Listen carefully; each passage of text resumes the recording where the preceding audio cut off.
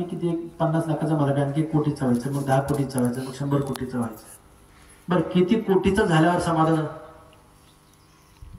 कारण आहे एका ठिकाणी, शोधतो एका ठिकाणी. म्हणून संतांनी अनेक ठिकाणी सांगितलं की भाग्यवंत कोणाला म्हणायचं? भाग्यवंत म्हणत आहे शरण गेले पंढरीला. इतर जे भाग्य आहे ते कसं आहे? अशाश्वत. तुका म्हणे धन भाग्य अशाश्वत जाण.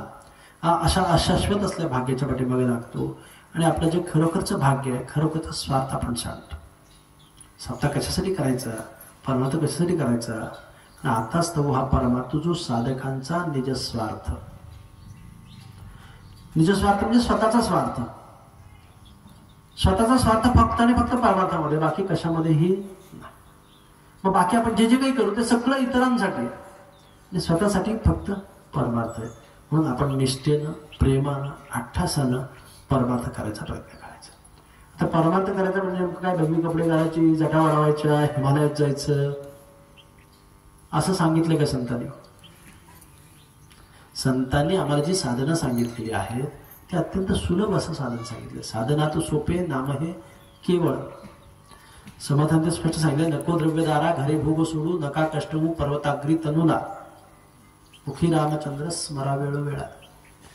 किंवा तुम्ही घरदार सोडायची गरज नाही, आणखी कुठे जायची गरज नाही, कुठे यायची गरज नाही. ठाईच बैसोने करा एक चित्त, आवडी अनंत आळवा. फक्त आपण आपली आवड तिथे ठेवली पाहिजे. भगवंताला काय लागतं? तर आमचा भाव लागतो, आमचं प्रेम लागतं. त्या प्रेमाने जर आम्ही परमार्थ करण्याचा प्रयत्न केला तर निश्चितपणानं आपली वस्तू आपल्याला सापडल्याशिवाय राहणार नाही. म्हणून साधकांना आपल्या नित्रिमपती बोध केलेला आहे की अलक्ष लक्षणी पाहण्याची वस्तू, ती वस्तू आपण पाहण्याचा प्रयत्न केला पाहिजे. आपण आपल्या स्वरूपाला जाणण्याचा प्रयत्न केला पाहिजे. ज्यावेळेला आपण आपल्या स्वरूपाला जाणू त्यावेळेला दुःखाचा लवलेशही आमच्या आयुष्यात कुठेही येणार नाही आणि आपण दररोज आनंदाने म्हणू शकतो की आनंदुरे आजी आनंदुरे सबाय अभ्यंतरी अवघा परमानंदुरे. असा आनंद तुम्हा आम्हाला मिळाल्याशिवाय राहणार नाही. तो आनंद प्राप्त करण्यासाठी आमचा मनुष्यजन्म आहे. म्हणून तो आनंद की जो कधीही नाश होणार नाही.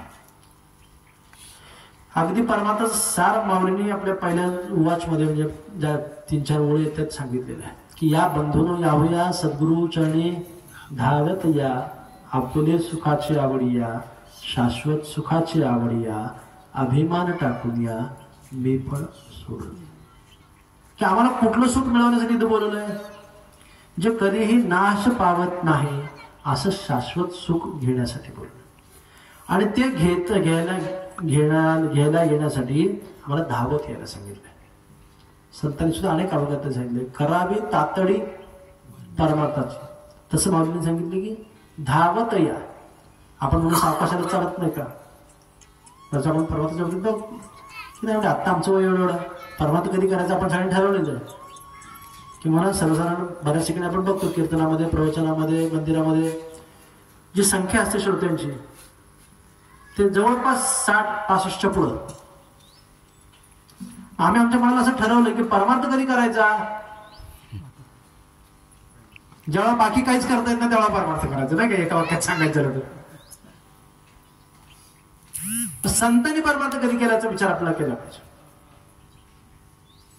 बऱ्याच वेळेला संतांना आनंदाची अनुभूती आली.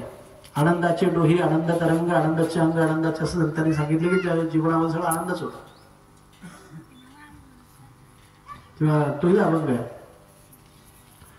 की चरणी जगन्नाथा चित्त ठेवल्यानंतर अवघीची त्रैलोक्य आनंदाची आता. त्यांना आनंद मिळाला. आमच्या जीवनामध्ये आनंद आहे का?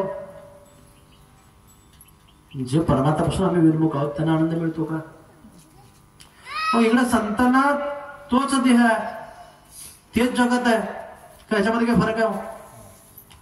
तुका मला 2 पाय होते, 2 हात होते, 2 डोळे होते, ज्ञानेश्वर तसंच शरीर होतं. सगळ्या संतांनी तोच नरदेह घेऊन आले होते आणि आम्हाला सुद्धा तोच नरदेह मिळाला आहे. जगतही त्यावेळेला होतं तेच यावेळेला आहे. पण त्यांना हे सगळं आनंदमय वाटलं आणि आम्हाला हे सगळं दुःखमय वाटतं. याचं कारण काय? कारण इथं आपलं तातडी जर आपण म्हणतो बघा, बऱ्याच वेळा जर टायमिंग चुकलं, वेळ जर चुकली तर सगळं चुकत जातं. मी नेहमी प्रत्येक प्रयोजन आवर्जून सांगत असतो. परवा दिवशी मी आवर्जून सांगेन, जेव्हा म्हणले असल्या दिवशी की ज्ञानेश्वर महाराजांनी ज्ञानेश्वरी कितव्या वर्षी लिहिली हो? आपण अष्टातली सगळी मंडळी बहुश होतात. कितव्या वर्षी लिहिली? 16व्या वर्षी लिहिली. आणि आम्ही वाचतो कितव्या वर्षी? 61व्या वर्षी. रिटायर झाल्यानंतर 16 म्हणजे कितीवर किती आहे आणि 61 म्हणजे कितीवर किती अंक बघायला घाला. 16 म्हणजे 1वर 6 आहे आणि 61 म्हणजे 6वर 1 आहे. इकडचं काय झालं? उलट झालं. 16च्या उलट झाल्यावर 61 आहे. मग तिथं जर उलट झालं तर इकडंच उलट होईल का? इकडे काय होणार आहे? उलटच आहे. मग घरी गेलं की दुःख, समाजात गेलं की दुःख, प्रत्येक ठिकाणी दुःख. दुःखाचं आयुष्य होरपळत जातं. म्हणून करावी तातडी परमार्थाची. जेव्हा आम्ही सत्संगात जातो काही श्रवण घडतं, कुविद्या म्हणजे काय समजतं, सद्विद्या म्हणजे काय समजतं, मूर्खाची लक्षणं समजतात. मग ती त्यागासाठी त्या क्षणी प्रयत्न केले पाहिजे. उद्याचा दिवस असेल आम्हाला माहीत का? माहिती कोणाला गॅरंटी आहे की उद्या आपण असू? नाही ना. आजचा दिवस उद्या नाही. बोला विठ्ठल रुक्मिणी. आपल्या माऊलीचं भजन म्हणताना आपण म्हणतो, बालपण गेलं तरुणपण आलं, हळूहळू येईल म्हातारपण, आता तरी बाळकृष्ण माऊली म्हण. म्हणून करावी तातडी परमार्थ. कल करे सो आज कर, आज करे सो अब, पल में परलय होएगा, बहुरी करेगा कब, असं कबीर महाराजांनी सांगितलंय. म्हणून आपण वेळ न वाया घालवता जितकं होईल तितकं आपण परमार्थात होण्याचा प्रयत्न केला पाहिजे. दुसरी गोष्ट की परमार्थ करत असताना प्रपंच त्याग करावा लागतो, प्रपंच सोडावा लागतो, असं कधीही कुठल्याही संतांनी सांगितलेलं नाही. मग सोडायचं नेमकं काय सोडायचं? त्याच्याबद्दलची जी आसक्ती आहे ती सोडायची.